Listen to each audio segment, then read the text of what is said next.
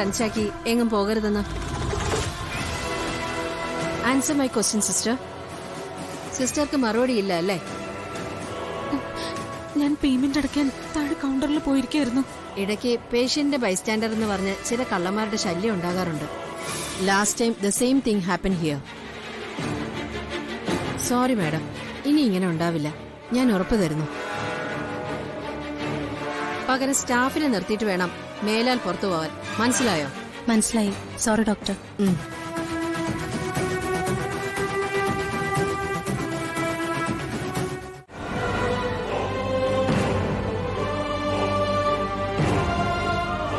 Tension അടിക്കാതെ may. അവരാ BR ഹോസ്പിറ്റലിലേക്ക് പോവാനാ കൂടുതൽ സാധ്യത. നമുക്കിനി അങ്ങോട്ട് പോവാം. എന്നാലും അവളീ മൊബൈൽ ഓഫ് ചെയ്ത് വെച്ചിരിക്കുന്ന എന്തിനാന്ന് എനിക്ക് മനസ്സിലാവാത്തത്. അത് മനഃപൂർവ്വ. ഇതൊക്കെ മനഃപൂർവ്വമേ. ഇതൊക്കെ അവളും നന്ദിനിയെടുത്തി മാത്രം അറിഞ്ഞാൽ മതി, മറ്റാരും അറിയണ്ട. ഇതിനെ ഗ്രൂപ്പീസ് എന്ന് പറയുന്നേ. വണ്ടിയാ BR ഹോസ്പിറ്റലിലേക്കാ പോകണ്ട കേട്ടോ. ശരി മാഡം. അതിന് അവിടെ കാണുമെന്ന് എന്താ ഉറപ്പ്? അവിടെയും കൂടെ തിരക്കാം. ആ ജംഗ്ഷനിൽ നിന്ന് ഇടത്തേക്കാണേ.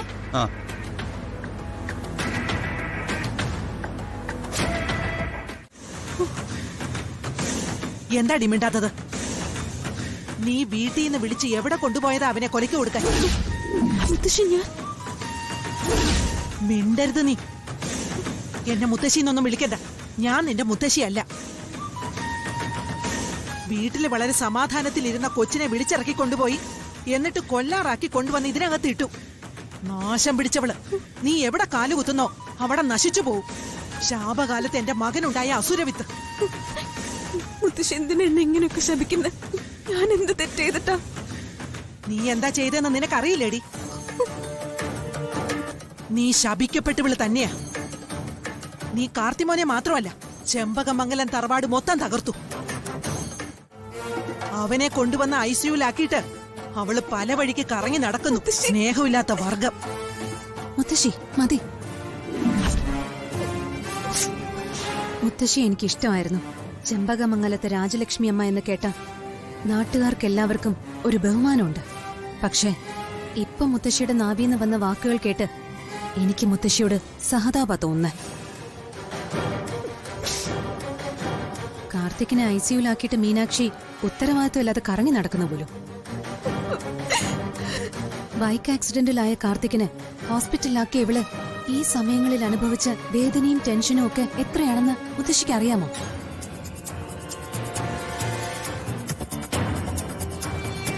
ഹോസ്പിറ്റലിലായ കാർത്തിക്കിന് ചികിത്സ നൽകണമെങ്കിൽ അഡ്വാൻസ് പേയ്മെന്റ് അടയ്ക്കണം ഈ ഹോസ്പിറ്റലില്. ഇവളുടെ കയ്യില് പണമില്ല. ആരെങ്കിലും ഒന്ന് വിളിച്ചറിയിക്കാനാണെങ്കിൽ മൊബൈല് ചാർജ് തീർന്ന് ഓഫായി പോവുകയും ചെയ്തു.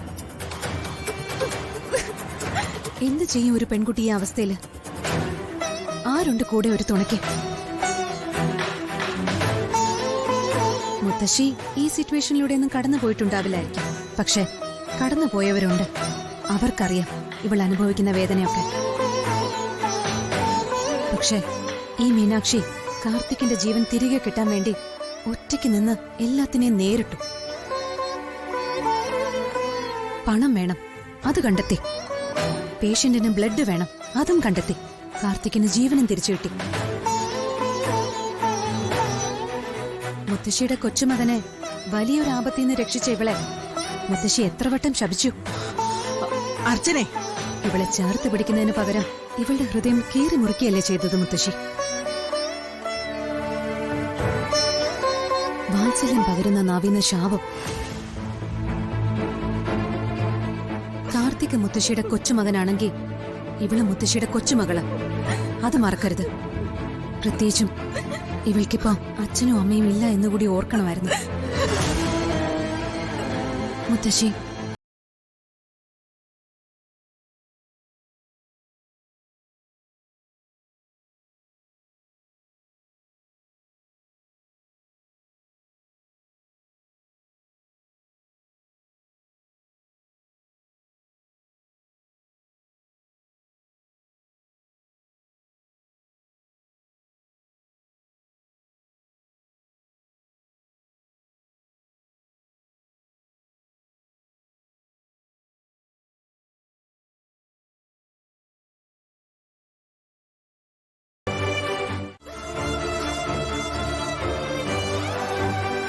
വിഷമിക്കാതെ മീനാക്ഷി, ഇത് നിന്റെ മുത്തശ്ശിയാ.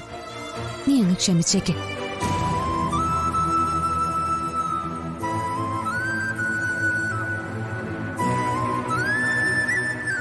കാർത്തികിന്റെ കൂടെ വന്നവരല്ലേ? അതെ ഡോക്ടർ. ഈ കുട്ടിയുടെ പ്രാർത്ഥന ദൈവം കേട്ടു. കാർത്തികിന് ഇപ്പോ വലിയ പ്രശ്നങ്ങളൊന്നുമില്ല.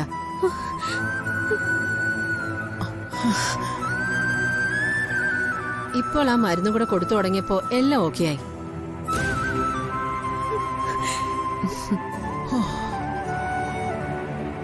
വീട്ടിൽ പോയി റെസ്റ്റ് എടുക്കാം, അത്രേ ഉള്ളൂ. ഞാൻ ഡിസ്ചാർജ് എഴുതിയേക്കാം. അല്പം കഴിഞ്ഞ് നിങ്ങൾ കൊണ്ടുപോയാ മതി. ആ ശരി. തക്ക സമയത്ത് അർച്ചന വന്നതുകൊണ്ട് എന്റെ കാർത്തിയേട്ടൻ രക്ഷപ്പെട്ടു. നിന്റെ പ്രാർത്ഥന കേട്ട ദൈവം എന്നെ ഇങ്ങോട്ട് അയച്ചു, അത്രേ ഉള്ളൂ.